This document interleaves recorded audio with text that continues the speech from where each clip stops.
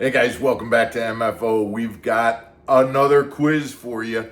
I'm telling you, I've been working on this for a while. This is probably the hardest bass fishing quiz that we've put out. We've put out a lot of different quizzes about fish species, about different baits, about tournament organizations, about boat safety.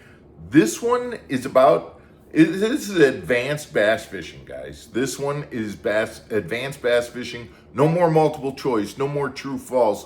You're gonna have to get in there, pick the right answer, and tell why. Stick around, guys. Get a paper and pencil out if you want. Come back and see if you can pass this 10-question advanced bass fishing quiz. We'll be back right after this.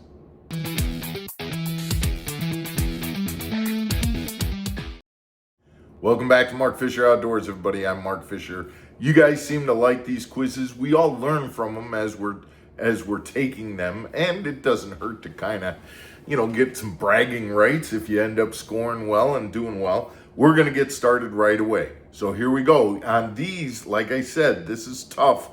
This isn't just picking multiple choice. I'm going to give you the questions.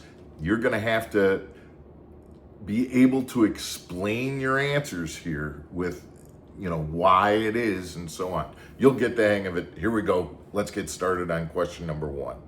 We're looking at some different pictures of seawalls. We all know that seawalls are a great place to catch bass.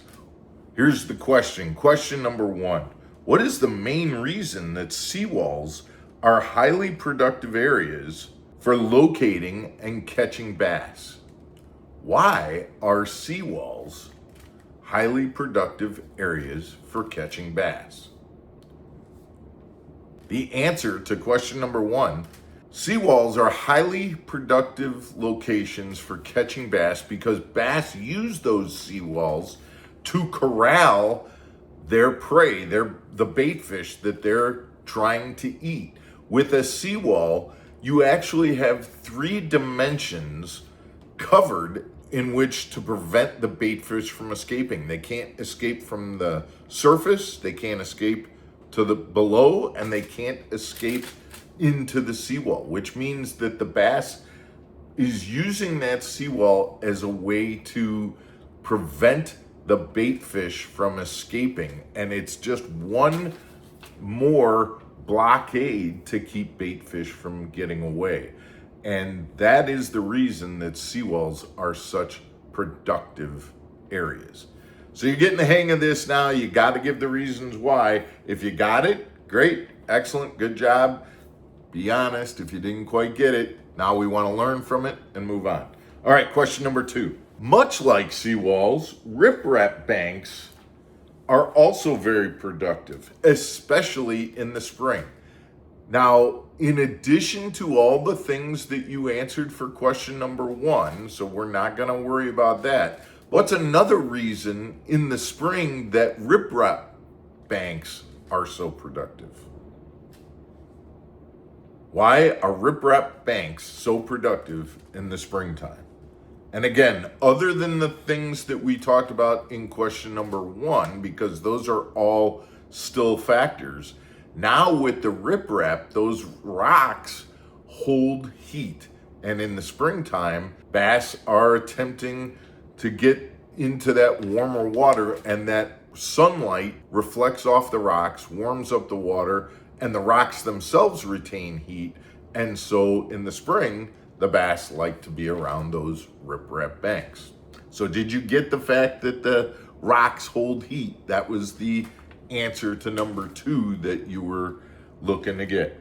Okay, number 3. What we're going to look at here is 4 pictures. And out of these 4 pictures, which one is most likely to be a bedding location for a big female largemouth bass, and why? So you're taking a look at these pictures. You've got A, B, C, and D. But out of these pictures, out of these 4 largemouth bass spawning areas, and they're all good spawning areas, which one do you think is most likely to be the best at holding a big female largemouth bass, and why? And the answer is A. Why is it this picture? Like I said, all of them are good spawning habitat for largemouth. But the picture that includes the stump in shallow water in the sunlight with a branch overhanging meets all the criteria of good largemouth bass spawning habitat.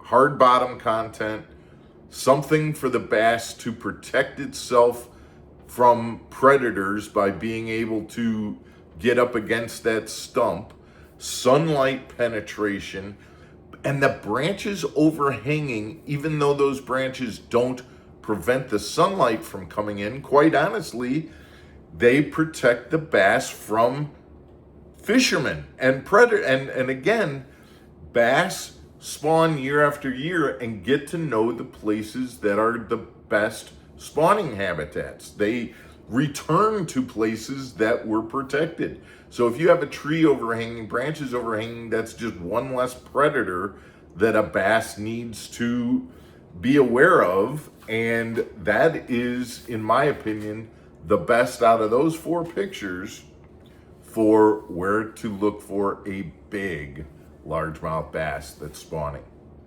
Question number 4. We're going to take the same question, but we're going to apply it to smallmouth bass. Smallmouth bass bedding locations can be very different, but with the same question, looking at these 4 pictures, which one is most likely to be holding a big smallmouth that is bedding? Is it A, B, C, or D? And as you look at these 4 pictures, I'll remind you, the question is, which one is the best location for a big smallmouth to be bedding in? And the correct answer is B. This one is the correct answer because typically smallmouth bass bed in deeper water. So that eliminates the picture of the smallmouth that was in shallower water. Doesn't mean they don't spawn in shallow water, but typically the bigger fish spawn in deeper water. They're going to spawn with hard bottoms, and they're going to spawn next to some type of a rock or protruding object. And usually a rock is the best type of object that they'll spawn up against. All right, we're moving to question number 5. Let's turn our attention to summer fishing. Looking at this bottom contour that goes along various depths, which location would you most likely think holds fish during the summer, and why? Looking at this bottom contour, you see 4 areas marked, A, B, C, and D. Which letter best represents the location that you think would hold fish in the summer, and explain why? The correct answer is B. This area near the thermocline is the location that I would look for to hold the most fish. Below the thermocline is not likely to hold fish, but right at or below the thermocline is the area where there's still oxygen, but the water is the coolest. Yes, there will definitely be fish that are above the thermocline. But when you're looking at the heat of the summer and a bank like this, the reality is that there'll always be some fish up shallow.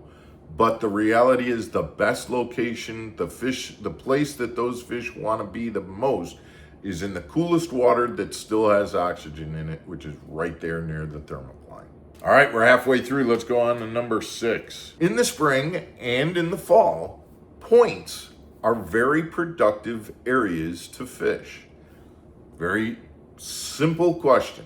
Why are points such a productive area to fish in the spring and the fall? Explain your answer.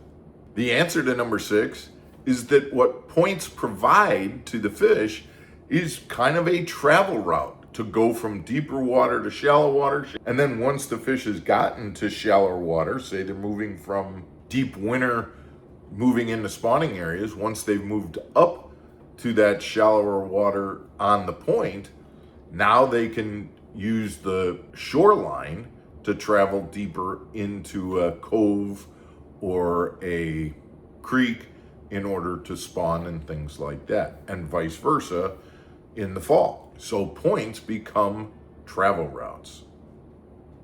Question number 7. Here we see a variety of chrome-colored baits. Can you explain the 2 times that chrome baits are highly effective using sunlight and water clarity as your 2 variables? Looking at these chrome baits, explain the 2 times that chrome baits are very effective using sunlight and water clarity as your 2 variables. So when we're talking about chrome baits, there are 2 times that chrome baits are very effective, and they're kind of diametrically opposed. If you have very sunny days, you want to fish a chrome bait on a sunny day when you've got dirty water. Or just the opposite. If you're fishing a low light condition, but you've got very clear water, that's a good time to throw a chrome bait as well. So it's just the opposite. High sunlight, low clarity. High clarity, low sunlight. That's the best time to throw chrome baits. Question number 8. If we're throwing a bait that you want to maintain bottom contact, say a tube jig along the bottom, is it best to use monofilament line, braided line, or fluorocarbon line? Tell me why. Explain why. To maintain bottom contact with whatever kind of bait you're using, would you prefer to use monofilament, braided line, or fluorocarbon line? The correct answer is fluorocarbon. Fluorocarbon line sinks, and therefore you get a bow action similar to what you're seeing here on the screen, which maintains that bottom contact. Monofilament and braid floats, and so you get the opposite effect, which has a tendency when you lift up your rod tip to pull the bait off the bottom.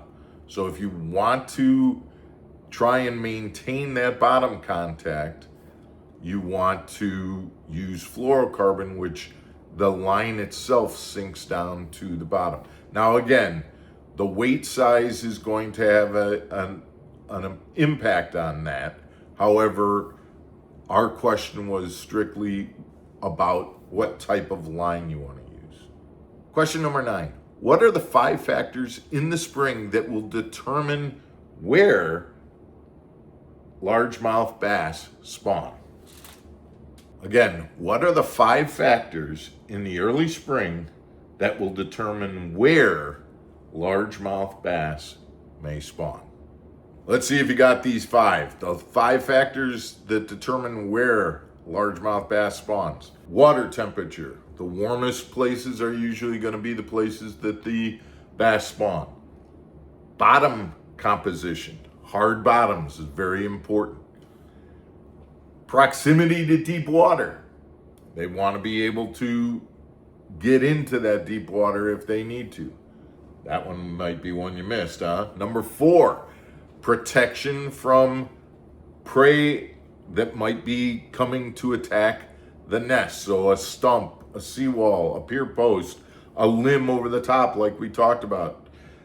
That's another one. And then the 5th one is sunlight. Being able to have that sun, which relates to what bank they're on. Where is the sun shining the most on that particular bank? Those are the 5 factors that determine where a largemouth bass will spawn. Did you get them all? All right, we're on to number 10, the last one. Now we're turning it on to where we are now. In the fall, what 3 factors trigger bass to move from their summer habitat to move shallower in the fall? What are the 3 factors that trigger bass to move away from those summer haunts that they're in during the summer and start feeding up, getting prepared for winter? What are those 3 factors? The answers: water temperature for sure, the reduction in sunlight, shorter days, and the third factor, bait fish migrating into shallow waters. Those are the 3 factors that have bass moving from their summer locations to their fall transition locations. How did you do on this test, guys? This was a long one, but and like I said, probably the most difficult test that I've given so far. I hope you enjoyed it. Hope maybe you learned something from it. If you didn't, let me know. Send me your comments. I'd love to hear from you. Share this with a buddy if you want to test, kind of compare notes, see which one of you did better on the test. I'd love that. Hit that subscribe button. Hit the hype button. Send us your comments. We appreciate you tuning in every day to Mark Fisher Outdoors. We'll see you again tomorrow.